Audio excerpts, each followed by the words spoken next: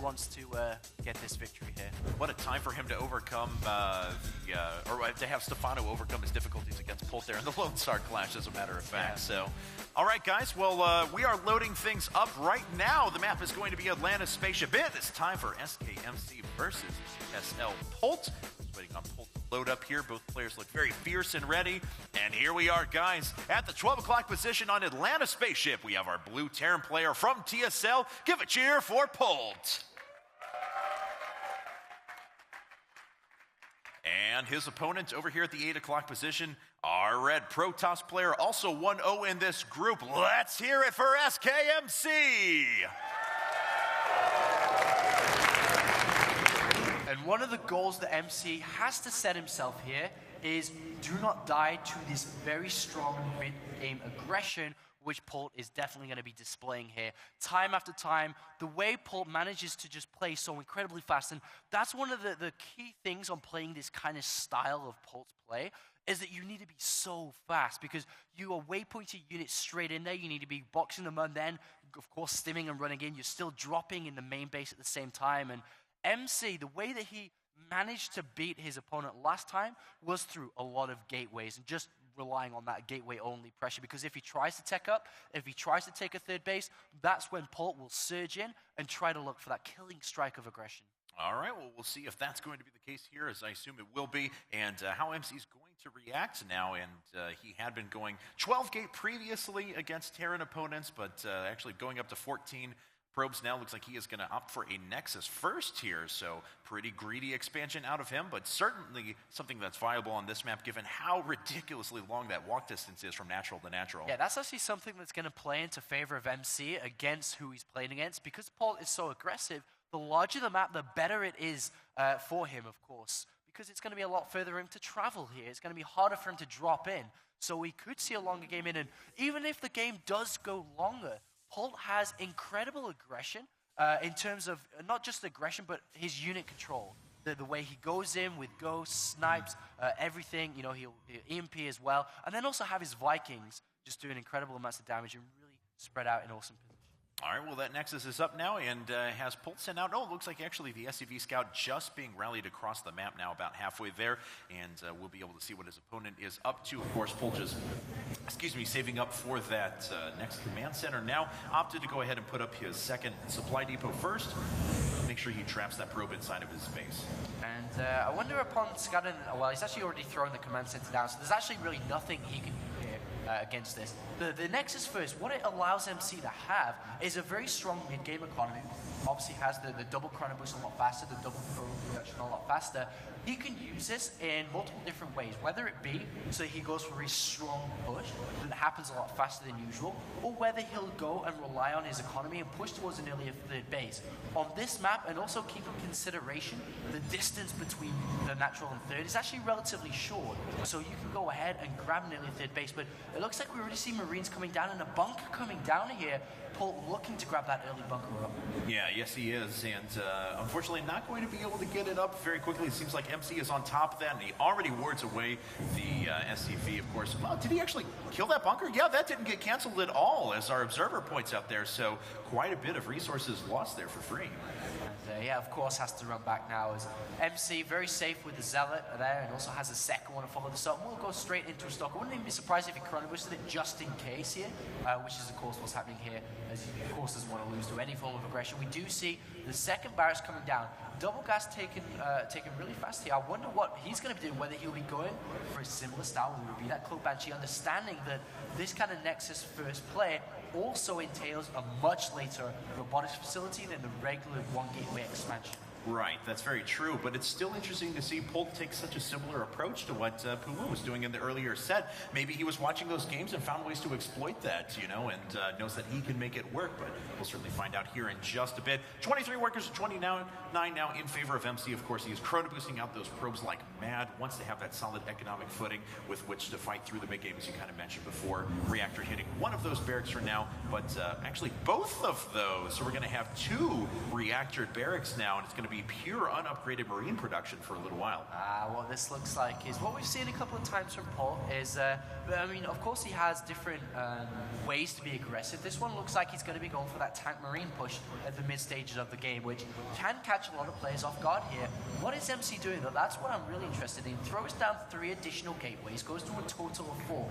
Doesn't really have that much chrono boost, so if he did decide to be aggressive, he doesn't really follow up with the strong reinforcements. Right. He can't, of course, lower that downtime of the gateways. Oh, he's going up to 4 gas now as well. Yeah, so. 4 gases here. I mean, this more looks like he's going to be going for that double forge play more than anything here. But we do have a second bunker coming down, and the first tank also on its way out. There is the aggressive pylon thrown down, whether he'll use it or not. I guess we'll have to find out. Yeah, because Polt is rallying for an incredibly strong attack here. Yes, they're going to be unupgraded Marines, but he is going to have a ton of those out here in a second, producing 4 of those at a time. His supply is going to skyrocket, and we'll see what MC does in response. There is indeed a robotics facility being put up for him as well. His first couple of gateway units are trudging across the map, but he's not going to get... They put on some light pressure, but he's not going to get any real damage done. Yeah, this is really interesting. I mean, of course he's throwing down the robotics facility just in case it was that follow-up which we saw previously where Cloak Banshees came in and just destroyed him. Still interested to see whether he'll throw down the robotics bay from this. So he's mining only from 3 gases, not all 4, even though he did build the assimilator on the natural. Yeah. And he's using that money, of course, to warp in units here. But with a double bunker, tanks, 2 tanks with siege mode finished up, he of course isn't going to get the results he wants. It's going to be a similar situation to the beginning of the game we just saw against Puma as well. Puma, of course, wasn't able to follow through after that. Looks like he's trying to make an attack here. They're going back to the second set of bunkers now. A couple of those Marines have gone down, but the siege tank fire is now raining down upon the gateway units, and unfortunately, MC's just going to have to move back. His third base, though, immediately gets revealed by Polt. Yeah, that's really awesome starting there by Polt, hiding that SUV, and then just going in and sees, oh, okay, that's at third base. And what's he going to do to this, though? That's the big question here, because he has to do something against his third base. If he sits back, that's it. You know, you're going to be so far behind in terms of economy. He does have double engineering base working on 1-1. I mean, he could actually line up a very nice little 2-base push here with 1-1 upgrades. So that actually may be something he's going to do. He's switching over to Medivacs now as well. Yeah. And he's also getting a second barracks with a second Templap down too, so you can get that combat shields as well. So that's what it looks like he's trying to unravel at the moment.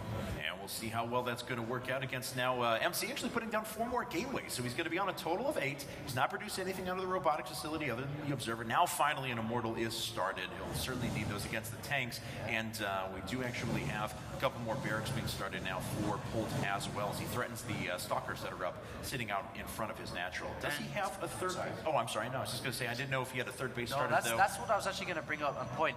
You know, 8 out of 10 Terran players recently, they throw down that third base. But what Polt does in his games, instead of the third base, he throws down 2 additional barracks. So he ramps up his production even harder than before. So, like I said, this is where his mid-game aggression is going to really kick in. He's, of course, waiting for stim and combat shields to align as well as that plus 1-1 attack and armor upgrades.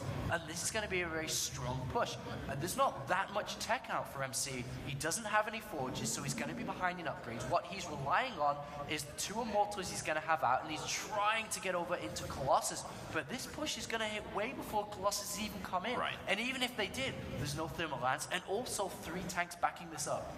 Now, MC did see the entire army moving out. Polt actually went around towards the third, which he is actually putting up now, but he went directly underneath the vision of the Observer, another Observer being pulled off the line to go ahead and start following those units. So MC is certainly aware that this is going to occur. Whether he can stop it or not, that's another issue. Good job meeting the Medivacs out in the middle of the field, though. Picks off one right away, forces Polt into a little bit different position than he wanted to be in.